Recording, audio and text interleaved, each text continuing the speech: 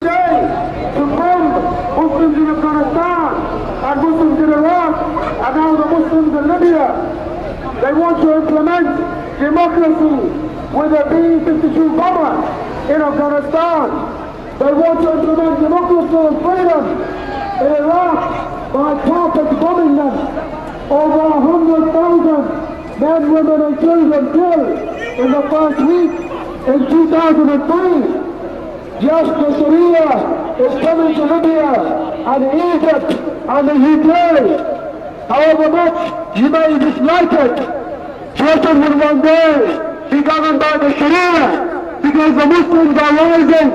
Many people are embracing Islam. Islam is the truth of the better. Sharia to UK!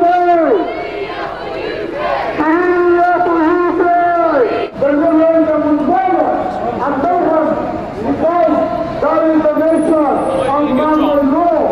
Man-made law goes to hell. Man-made law goes to hell. Man-made law goes to hell. Sharia for UK.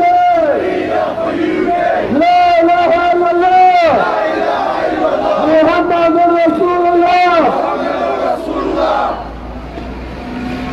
Takbir! Takbir! Takbir!